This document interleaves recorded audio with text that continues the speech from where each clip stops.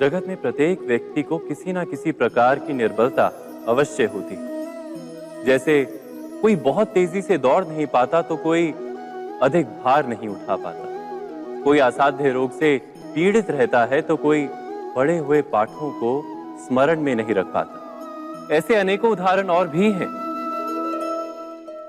क्या आप किसी ऐसे व्यक्ति को जानते हैं जिसे सब कुछ प्राप्त हो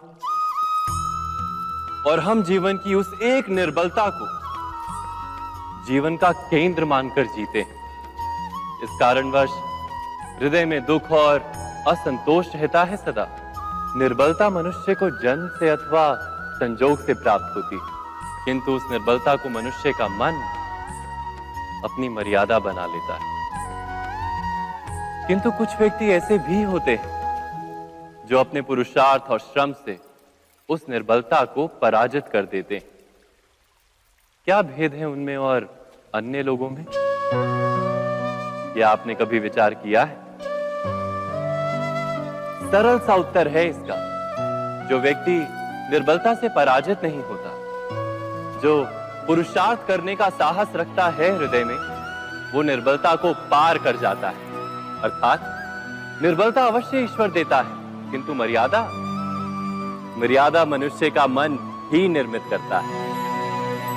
स्वयं विचार कीजिए।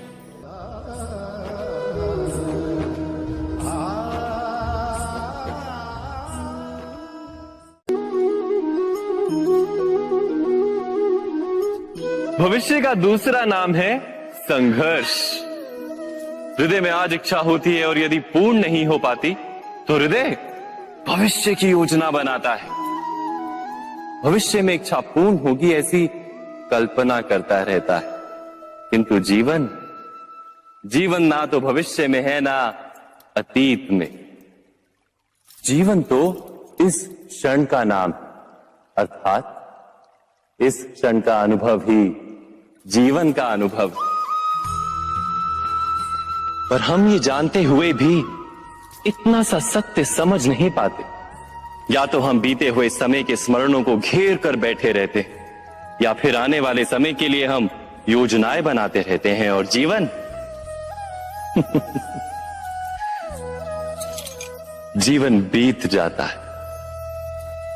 एक सत्य यदि हम हृदय में उतार लें कि ना हम भविष्य देख सकते हैं, ना ही भविष्य निर्मित कर सकते हैं, हम तो केवल धैर्य और साहस के साथ भविष्य को आलिंगन दे सकते हैं, स्वागत कर सकते हैं भविष्य का। तो क्या जीवन का हर पल जीवन से नहीं भर जाएगा? स्वयं विचार कीजिए।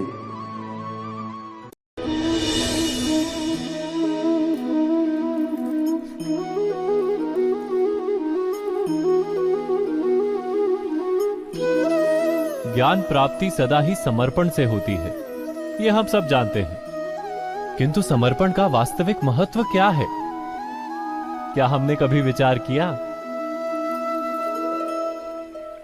मनुष्य का मन सदा ही ज्ञान प्राप्ति में विभिन्न बाधाओं को उत्पन्न करता है।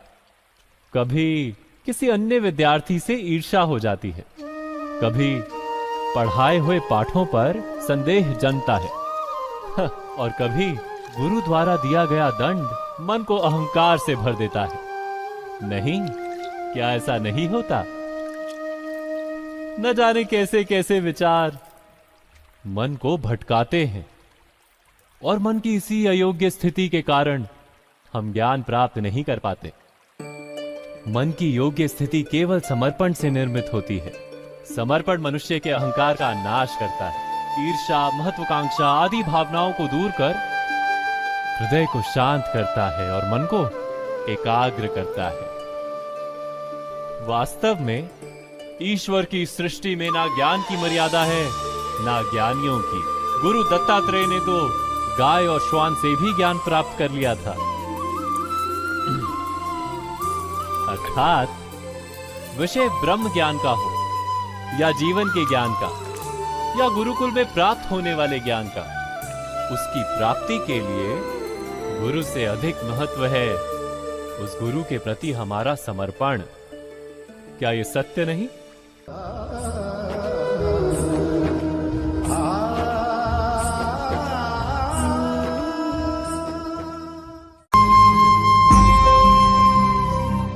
प्रत्येक मनुष्य के जीवन में ऐसा क्षण अवश्य आता है जब सारे स्वप्न, सारी आशाएं, सारे दृश्य ध्वस्त हो जाते हैं। जीवन के सारे आयोजन ही बिखर जाते हैं। एक और धर्म होता है और दूसरी ओर सुख।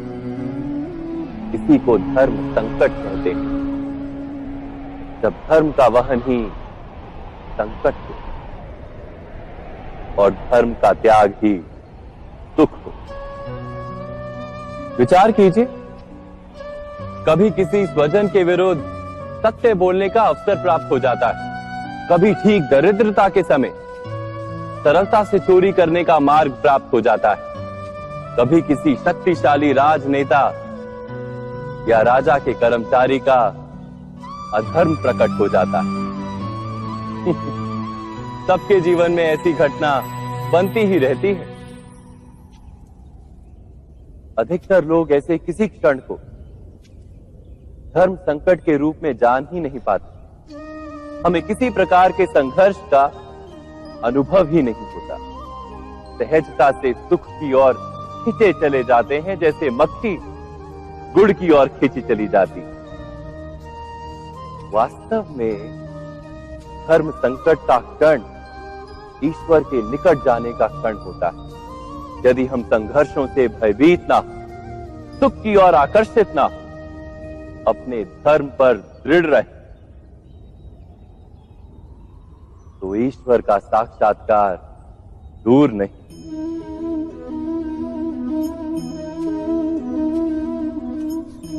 पवन से युद्ध करने वाला पत्ता यदि पेड़ से गिरता है तो भी आकाश की ओर उठता है। पवन से झुकने वाली घास वहीं भूमि पर रह जाती। अर्थात धर्म संकट से यदि हम संकट को ही टाल दें तो सुख तो मिलता है, जीवन बढ़ता है, किंतु क्या चरित्र नहीं टूटता? क्या आत्मा दरिद्र नहीं हो जाती? क्या ईश्वर से अंतर नहीं हो जाता? स्वयं विचार कीजिए। दो व्यक्ति जब निकट आते हैं तो एक दूसरे के लिए सीमाएं और मर्यादाएं निर्मित करने का प्रयत्न अवश्य करते हैं। हम यदि सारे संबंधों पर विचार करें तो देखेंगे कि इन सारे संबंधों का आधार यही सीमाएं हैं जो हम दूसरों के लिए निर्मित करते हैं। और यदि अनजाने में भी कोई अन्य व्यक्ति इन सीमाओं को तोड़ता है तो उसी क्षण हमारा हृदय क्रोध से भर जाता है। इन सीमाओं का वास्तविक रूप क्या है? क्या हमने कभी विचार किया? सीमाओं के द्वारा हम दूसरे व्यक्ति को निर्णय करने की अनुमति नहीं देते। अपना निर्णय उस व्यक्ति पर थोपते हैं, अर्थात किसी की स्वतंत्रता का अस्वीकार करते हैं। और जब स्वतंत्रता का अस्वीकार किया जाता है तो उसका हृदय दुख से भर जाता है। और जब वो सीमाओं को तोड़ता है तो हमारा हृदय क्रोध से भर जाता है। क्या ऐसा नहीं होता?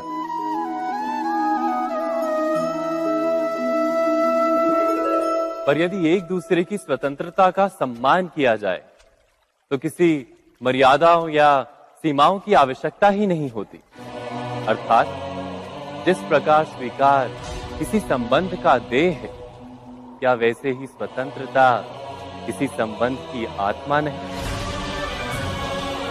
स्वयं विचार कीजिए। सबके जीवन में ऐसा प्रसंग अवश्य आता है कि सत्य कहने का निश्चय होता है हृदय में, किंतु मुख से सत्य निकल नहीं पाता। कोई भय मन को घेर लेता है। किसी घटना अथवा प्रसंग के बारे में बात करना या फिर स्वयं से कोई भूल हो जाए उसके बारे में कुछ बोलना, क्या ये सत्य है? नहीं, ये तो केवल तथ्य है। अर्थात जैसा हुआ था वैसा केवल बोल देना सामान्य सी बात है। किंतु कभी कभी उस तथ्य को बोलते हुए भी भय लगता है। कदाचित किसी दूसरे की भावनाओं का विचार आता है मन। दूसरे को दुख होगा ये भय भी शब्दों को रोकता है। तो ये सत्य क्या है? क्या हमने कभी विचार किया है? जब भय रहते हुए भी कोई तथ्य बोलता है तो वो सत्य कहलाता है। वास्तव में सत्य कुछ और नहीं, केवल निर्भयता का दूसरा नाम है। और निर्भय होने का कोई समय नहीं होता, क्योंकि निर्भयता आत्मा का स्वभाव है। अर्थात क्या प्रत्येक क्षण सत्य बोलने का क्षण नहीं होता?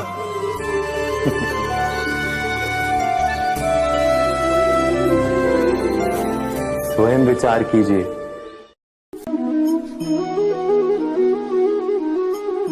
श्रेष्ठता का क्या अर्थ है? श्रेष्ठता का अर्थ है दूसरों से अधिक ज्ञान प्राप्त करना।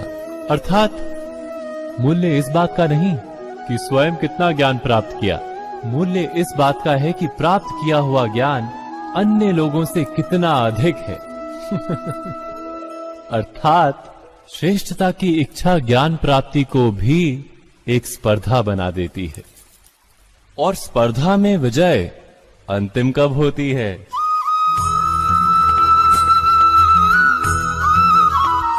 कुछ समय के लिए तो श्रेष्ठ बना जा सकता है, किंतु सदा के लिए कोई श्रेष्ठ नहीं रह पाता। फिर वही असंतोष, पीड़ा और संघर्ष जन्म लेता है।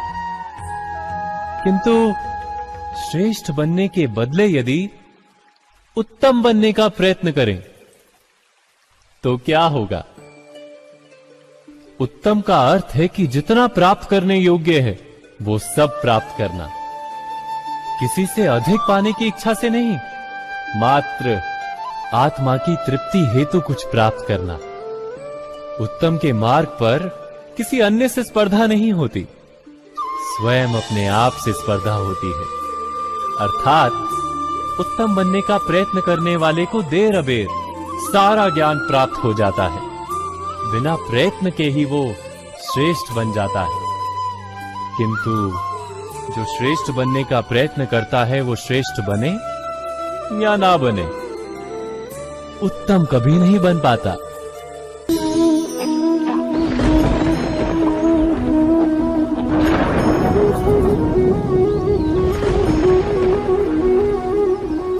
सपनों और पूर्वाभासों के आधार पर हम भविष्य के सुख दुख की कल्पना करते हैं। भविष्य के दुख का कारण दूर करने के लिए हम आज योजना बनाते हैं।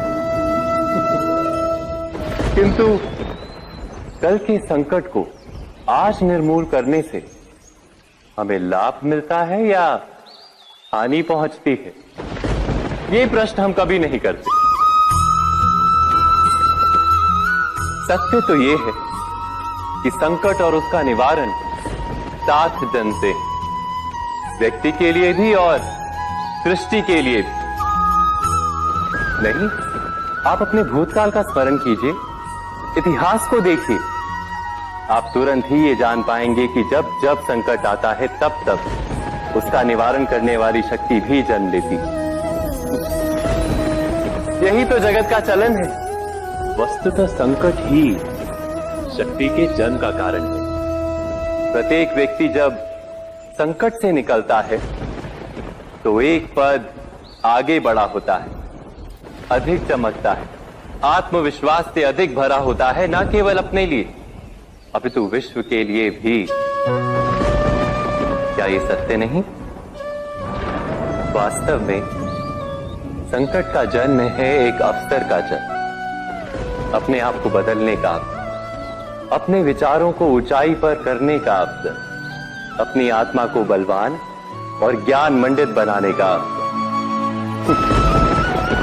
जो ये कर पाता है उसे कोई संकट नहीं होता, किंतु जो ये नहीं कर पाता वो तो स्वयं एक संकट है विश्व के लिए। विचार कीजिए।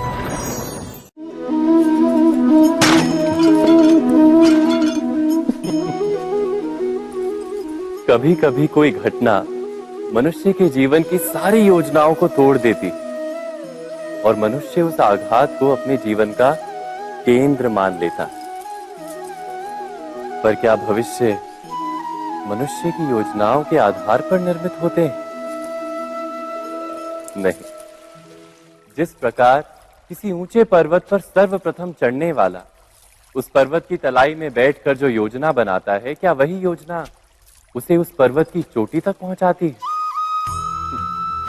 नहीं। वास्तव में वो जैसे जैसे ऊपर चढ़ता है वैसे वैसे उसे नई नई चुनौतियां, नई नई विडंबनाएं, नए नए अवरोध मिलते हैं। प्रत्येक पद पर वो अपने अगले पद का निर्णय करता है। प्रत्येक पद पर उसे अपनी योजनाओं को बदलना पड़ता है। कहीं पुरानी योजना उसे खाई में ना ढकेल दे। वो पर्वत को अपने योग्य नहीं बना पाता, केवल स्वयं को पर्वत के योग्य बना सकता है। क्या जीवन के साथ भी ऐसा ही नहीं? जब मनुष्य जीवन में किसी एक चुनौती को, एक अवरोध को अपने जीवन का केंद्र मान लेता है, अपने जीवन की गति को ही रोक देता है, तो वो अपने जीवन में सफल नहीं बन पाता और ना ही सुख और शांति प्राप्त कर पाता।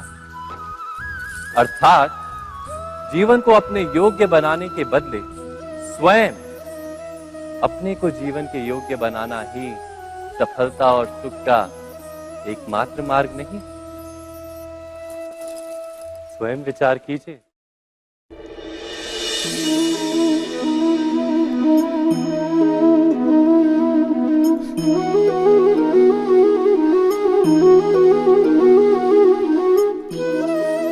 जीवन का हर क्षण निर्णय का क्षण होता है। प्रत्येक पद पर दूसरे पद के विषय में कोई निर्णय करना ही पड़ता है और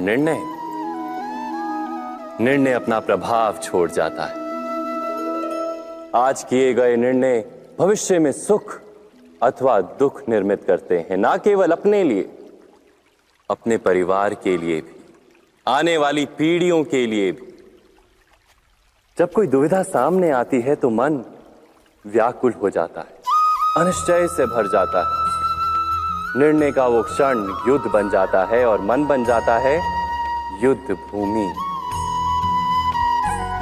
अधिकतर निर्णय हम दुविधा का उपाय करने के लिए नहीं, केवल मन को शांत करने के लिए लेते हैं। पर क्या कोई दौड़ते हुए भोजन कर सकता है? नहीं। तो क्या युद्ध से जूझता हुआ मन कोई योग्य निर्णय ले पाएगा? वास्तव में शांत मन से जब कोई निर्णय करता है तो अपने लिए सुखद भविष्य बनाता है, किंतु अपने मन को शांत करने के लिए जब कोई निर्णय करता है तो वो व्यक्ति भविष्य में अपने लिए कांटों भरा वृक्ष लगाता है। स्वयं विचार कीजिएगा।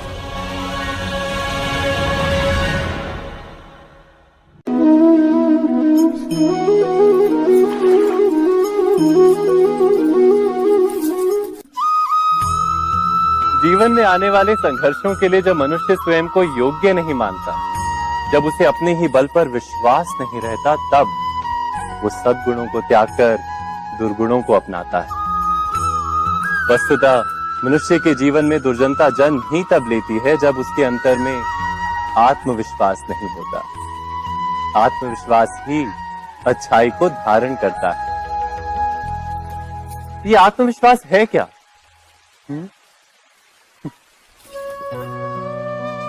जब मनुष्य ये मानता है कि जीवन का संघर्ष उसे दुर्बल बनाता है, तो उसे अपने ऊपर विश्वास नहीं रहता। वो संघर्ष के पार जाने के बदले संघर्ष से छूटने के उपाय ढूंढने लगता है।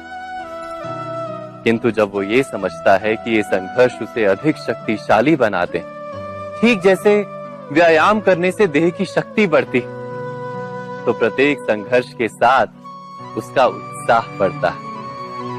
अर्थात आत्मविश्वास और कुछ भी नहीं, मन की स्थिति, जीवन को देखने का दृष्टिकोण मात्र है। और जीवन का दृष्टिकोण तो मनुष्य के अपने वश में होता है। स्वयं विचार कीजिए।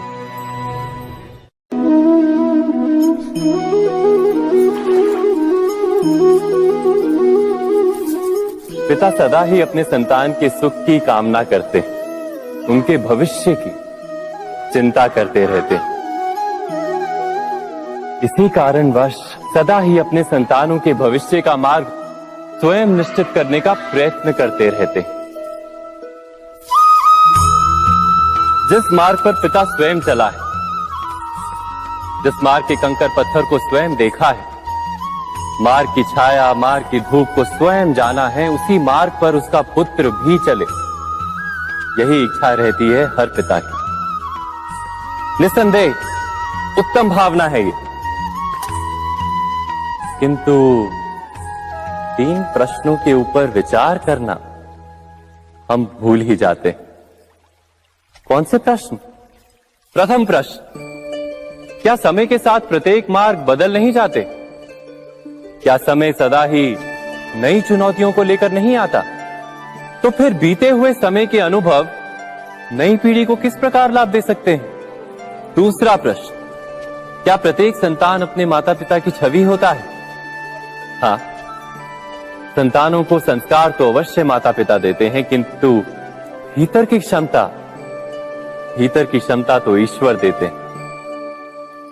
तो जिस मार्ग पर पिता को सफलता मिली है, विश्वास है कि उसी मार्ग पर उसकी संतानों को भी सफलता और सुख प्राप्त होगा। तीसरा प्रश्न, क्या जीवन के संघर्ष और चुनौतियां लाभकारी नहीं होती? क्या प्रत्येक नया प्रश्न एक नए उत्तर का द्वार नहीं खोलता? तो फिर संतानों को नए नए प्रश्नों, संघर्षों और चुनौतियों से दूर रखना, ये उनके लिए लाभ करना कहलाएगा या हानि पहुंचाना? अर्थात जिस प्रकार संतान के भविष्य का निर्माण करने के बदले उसके चरित्र का निर्माण करना श्रेष्ठ है, वैसे ही संतानों के जीवन का मार्ग निश्चित करने के बदले उन्हें नए संघर्षों के साथ जूझने के लिए मनोबल व ज्ञान देना अधिक लाभदायक नहीं होगा।